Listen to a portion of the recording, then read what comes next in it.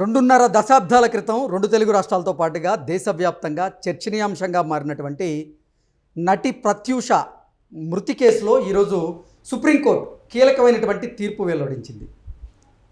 నిందితుడిని 4 వారాల్లోగా లొంగిపోమ్మని సంచలనమైనటువంటి తీర్పు ఇచ్చినటువంటి నేపథ్యంలో అసలు ఆ మృతి కేసులో ఏం జరిగింది, ఆవిడ ప్రస్థానం ఏంటనేది ఒకసారి మనం పూర్తి స్థాయిలో విశ్లేషణ చేసుకుందాం. ప్రస్తుతం మనతో పాటున్నారు ప్రముఖ సామాజికవేత్త, ప్రముఖ రాజకీయ విశ్లేషకులు కృష్ణకుమారి గారు. వారితో మాట్లాడదాం. మేడం నమస్తే. మేడం నమస్తే. ప్రత్యూష గారు ఆవిడ నటిగా పరిచయమైన 4 ఏళ్లలోనే 12 సినిమాల వరకు చేశారు. అయితే అనుకోకుండా సూసైడ్ చేసుకున్నారు. ఆవిడతో పాటుగా తన బాయ్ ఫ్రెండ్గా చెప్పేటువంటి సిద్ధార్థ రెడ్డి, అతను కూడా సూసైడ్ ప్రయత్నం చేశారు. కానీ అతను బతికి బట్టగట్టగా ఈవిడ మరణించారు. ఈ కేసు 24 సంవత్సరాల నుంచి కొనసాగుతూ ఉంది. ఈరోజు సుప్రీంకోర్టు సంచలనమైనటువంటి తీర్పు ఇచ్చింది. ఏంటి మేడం దీని మీద మీ విశ్లేషణ? ఈ కేసులో మొదటిగా మనం మాట్లాడుకోవాలి అంటే, ఈ ప్రత్యూష వాళ్ళ అమ్మ సరోజినీదేవి ఎవరైతే ఉన్నారో ఆవిడ పట్టుదలగా 24 సంవత్సరాల నుంచి ఎటువంటి ప్రలోభాలకి లొంగకుండా అలుపెరగిన పోరాటం చేసిందని చెప్పుకోవచ్చు. ఆయేషా మీరా కేసులో సంషాద్ బేగం ఎంత పోరాటం చేసిందో ఈవిడ కూడా అదే విధంగా పోరాటం చేసింది. ఇది చెప్పుకోదగ్గ విషయం ఈ కేసులో. ఇకపోతే మిగతా విషయాలన్నీ కూడా నా దృష్టిలో అంత గొప్ప విషయాలని అనిపించట్లా. ఎందుకంటే జరిగింది విషాదం. ఈ విషాదానికి కారకులు ఎవరు, దోషులు ఎవరు, వాళ్ళకి శిక్షిస్తే సమాజానికి ఎలా చెయ్యాలనుకునే వాళ్ళకి ఒక భయం కానీ, ఒక నేను చెయ్యకూడదు అనే ఒక గుణపాఠం కానీ నేర్చుకునే విధంగా ఈ కేసు కొనసాగిందా అంటే కొనసాగలేదనే చెప్పుకోవచ్చు. అందుకే నాకు ఈ కేసు మీద నాకు అంత ఏమంటే ఒక చెడు పైన ఒక విజయంగా నాకు అనిపించట్లేదు. ఏంటి అసలు చూసుకుంటే, ఒక అమ్మాయి ఒక అబ్బాయి ప్రేమించుకున్నారు. అతను ధనవంతుల అబ్బాయి, ఆ అమ్మాయి సినిమాల్లో పనిచేసుకుంటున్న అమ్మాయి. ఆ అమ్మాయికి బ్యాక్గ్రౌండ్ లేదు. ఓకే. అయితే వీళ్ళిద్దరి ప్రేమని ఆ కుటుంబం అంగీకరించలేదు. ఆ పరిస్థితుల్లో మనం కలిసి బతకలేకపోతున్నాము, కలిసి చనిపోదాము అని అతను ప్రపోజల్ పెట్టాడు. పెట్టి ఇద్దరు కలిసి విషం తాగారు. తాగినప్పుడు ఈమె ఎక్కువ తాగింది, అతను తక్కువ తాగాడా, లేకపోతే ఈమెకి ఎక్కువ పని చేసింది, అతనికి తక్కువ పని చేసిందా, ఏది ఏమైనప్పటికీ కూడా అతనితోటి ప్రేమ వ్యవహారమే అతను చచ్చిపోదాము అని పురికొల్పిందా అని ప్రభావమే ఆమె చనిపోవటానికి కారణం. ఇప్పుడు డైరెక్ట్గా మర్డర్ చేయకపోవచ్చు, డైరెక్ట్గా చంపకపోవచ్చు, చంపేదానికి అలాగే ఆత్మహత్య చేసుకునేదానికి ప్రేరేపించిన వాళ్ళు కూడా శిక్షార్హులే. సెక్షన్ 309 అండ్ మన చట్టం ప్రకారం ఈ ప్రకారంగా సిద్ధార్థ రెడ్డి 24 సంవత్సరాల తర్వాత దోషిగా గుర్తించబడి అతనికి శిక్ష ఖరారైంది. మరి ఇంత జాప్యం జరగడానికి కారణం ఏమైంది? అదే మనం అసలు మాట్లాడుకోవాల్సిన విషయము, ఈ సమాజాన్ని కళ్ళు తెరిపించాల్సిన విషయము అదే. ఏంటంటే, ఒక దోషం ఎవరైతే నేరము మోపబడినవాడో, అభియోగం మోపబడిన వ్యక్తి రాజకీయాలకు సంబంధించినవాడో, వ్యాపార వర్గాలకు సంబంధించినవాడో, డబ్బున్నవాడో, అగ్రకులానికి సంబంధించినవాడో అయితే కనుక ఈ 4 కారణాలతోటి అతను ఈ కేసులు ఎన్ని సంవత్సరాలు వీలైతే అన్ని సంవత్సరాల పాటు అతని డబ్బుని, అతని అధికారాన్ని, అతనికున్న హంగుతోటి జాప్యం చేసుకోగలిగిన సత్తా ఉన్నవాళ్లే ఇలా సంవత్సరాల తరబడి జరుపుకోగలుగుతారు. అదే ఒక అట్టడుగు వర్గాల వాళ్ళు కావచ్చు, అణిచివేయబడిన వర్గాల వాళ్ళు కావచ్చు, అలాంటి వాళ్ళ పరిస్థితి ఏమవుతుందో మనం దిశ ఎన్కౌంటర్లో చూసాం. అక్కడ ఓన్లీ కంప్లైంటే, ఛార్జ్షీట్ లేదు, ఎఫ్ఐఆర్ అయ్యింది, ఛార్జ్షీట్ కాల, ఓకే, కోర్టులో ట్రయల్ జరగల, రిమాండ్ లేదు, తీర్పు లేదు, ఏమీ లేకోకుండా వాళ్ళని చంపేశారు. అంటే అలా అని సిద్ధార్థ రెడ్డిని చంపమని కాదు నా ఉద్దేశం. అంటే వాళ్ళకి అంత ఎన్కౌంటర్, ఇన్స్టంట్ జస్టిసు జరగటానికి, వాళ్ళపైన ఇన్స్టంట్ జస్టిస్ పేరుతోటి ఎన్కౌంటర్ జరగటానికి సిద్ధార్థ రెడ్డి 24 సంవత్సరాల పాటు కోర్టుల్లో పోరాడటానికి ఉన్న వ్యత్యాసం ఏంటి అని చూస్తే గనక ఇందాక నేను చెప్పిన 4. వాళ్ళ నాన్న ధనవంతుడు, అగ్రకులము, అతనికి పలుకుబడి ఉంది, లాయర్లు, సుప్రీంకోర్టు లాయర్లను ఎంగేజ్ చేసుకోగలిగిన డబ్బులు ఉన్నాయి. ఓకే.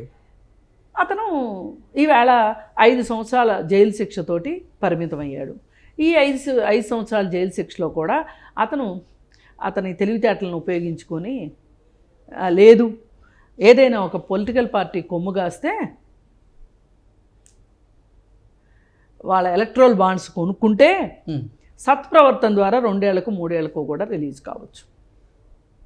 దీన్ని న్యాయం అందామా చెప్పండి? ఓకే, అది నా ఉద్దేశం. ఇక్కడ అంటే ఈ కేసులో ఎవరికి న్యాయం జరిగినట్టు, అసలు న్యాయం జరిగిందా లేదా అంటే ఏం చెప్తారు? న్యాయం అంటూ జరిగింది అంటే సిద్ధార్థరెడ్డి కుటుంబానికి, సిద్ధార్థరెడ్డికే న్యాయం జరిగింది.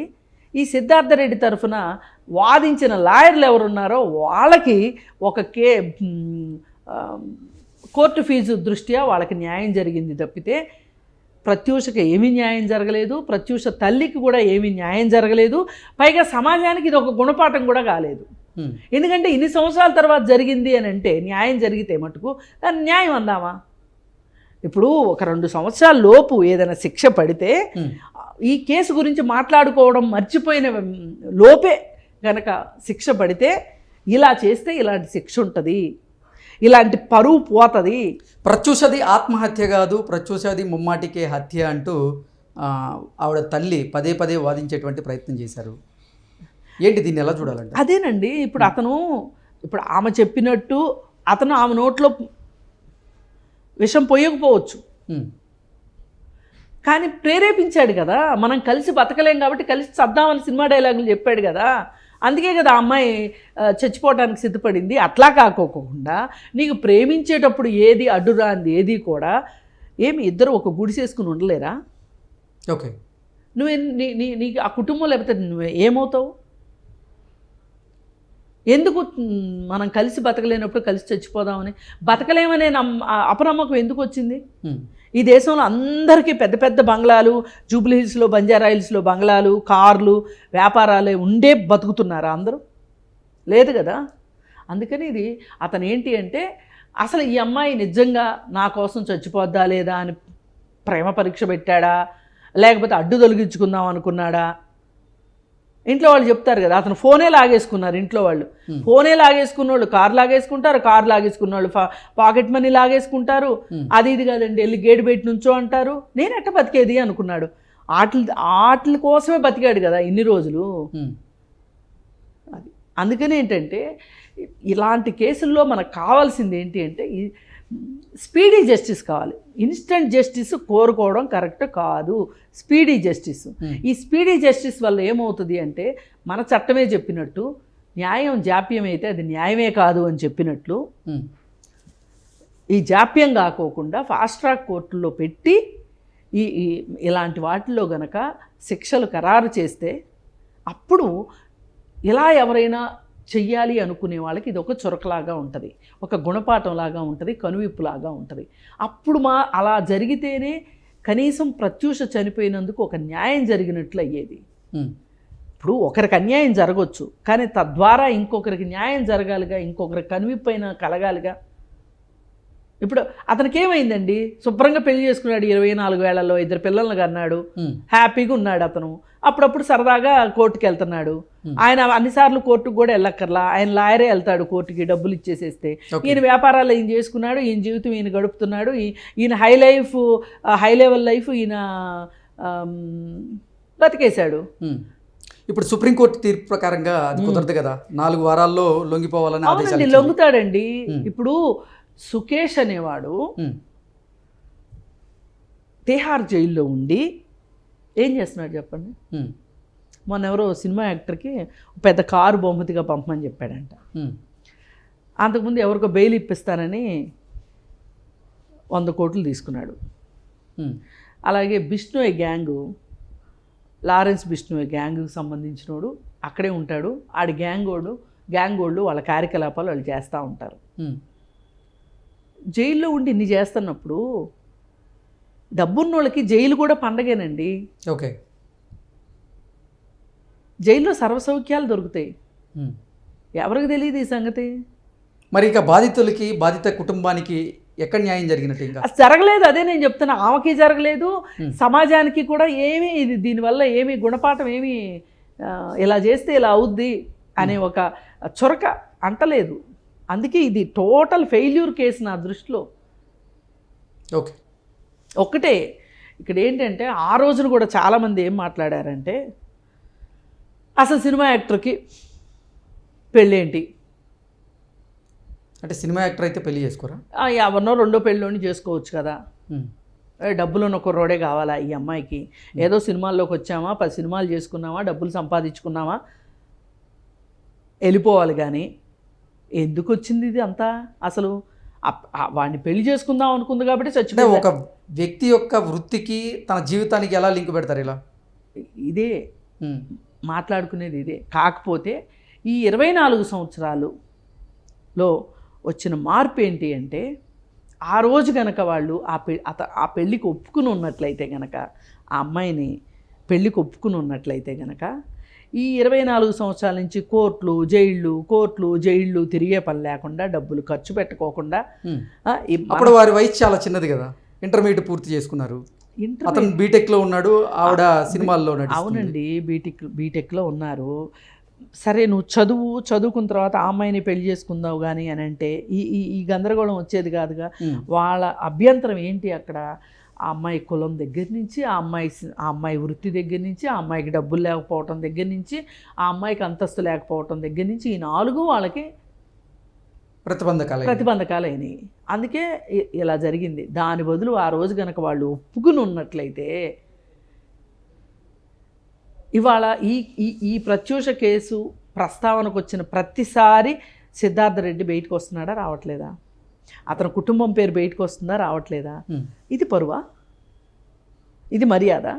ఓకే. అందుకని ఎవరైనా సరే ఇక్కడ తెలుసుకోవాల్సింది ఏంటి అంటే, మీ పిల్లలు వాళ్ళ అభీష్టానికి వాళ్ళు ఎవరినైనా పెళ్లి చేసుకుంటాము అంటే, వాళ్ళ అంతస్తులు నచ్చలేదనో, లేకపోతే వాళ్ళ కులం నచ్చలేదనో, ఇంకోటో కాకుండా పెళ్ళి చెయ్యండి. చెయ్యకపోతే చేసుకోనివ్వండి. అక్కడ ఏదైనా తేడా వస్తే రేపు మీరు అండగా ఉండండి. అంతవరకే కానీ మీరు వాళ్ళని నిర్బంధానికి గురి చేసి, ఆ తర్వాత వాళ్ళు ఆ నిర్బంధంలో వాళ్ళు తప్పులు చేస్తే, ఆ తప్పుల్ని కప్పిపుచ్చటానికి మీరు ఇంకొన్ని తప్పులు చేసి, ఇంత గందరగోళం కంటే కూడా ఇలా మీరు ఆమోదించండి ప్రేమ పెళ్ళిళ్ళని. వాళ్ళు ఇష్టపడ్డారు. లేదు, ఈ పెళ్ళికి ఇది సరైన సమయం కాదంటే కొంత టైం ఇవ్వండి. అలా కాకుండా నీకు అది లేకుండా చేస్తాము, నీకు ఇది లేకుండా చేస్తాము అని బెదిరించటాలు ఇవి కాదు. తల్లిదండ్రుల పాత్ర అది కాదు. ఇది నేర్చుకోవాల్సిన అంశం ఒకటి. రెండోది, ఈరోజు 24 సంవత్సరాలు గడిచింది కదా, ఈ మధ్యకాలంలో సమాజంలో వచ్చిన మార్పుల దృష్ట్యా కొంతమంది సినిమా యాక్టర్లని, అమ్మాయిల్ని పెళ్ళిళ్ళు చేసుకుంటానికి కుటుంబాలు కూడా బాగానే ఒప్పుకుంటున్నాయి, ఏ మాటకు ఆ మాట. ఇప్పుడు వరుణ్ తేజ్ ఉన్నాడు, లావణ్య త్రిపాఠిని పెళ్లి చేసుకున్నాడు. ఇంత హ్యాపీ కపుల్. అమ్మాయి సినిమాల్లో అమ్మాయి కదా. అంటే ఈ పెళ్లి చేసుకోవాలి అనుకునేవాడు సరైన వాడు అయ్యి ఉండాలి. ఓకే. అసలు ఆ అబ్బాయే నిలబడ్డాడు. సిద్ధార్థ రెడ్డి ఆ రోజు నేను ఏమైనా సరే 600 అయినా నేను ఆ అమ్మాయినే పెళ్లి చేసుకుంటాను అన్నాడు అనుకోండి, తాత్కాలికంగా కష్టాలు పడిన తల్లిదండ్రులు ఎక్కడికి పోతారో ఆదరించక. పెళ్లి చేసుకోవాలనుకునే అమ్మాయికైనా, పెళ్లి చేసుకోవాలనుకునే అబ్బాయికైనా వాళ్ళు గట్టిగా నిలబడితే, వాళ్ళ ప్రేమ మీద వాళ్ళకి నమ్మకం ఉంటే, వాళ్ళ మీద వాళ్ళకి నమ్మకం ఉంటే, ఇలాంటి దుర్ఘటనలు జరగకుండా ఉంటాయి. Okay. Okay madam, thank you.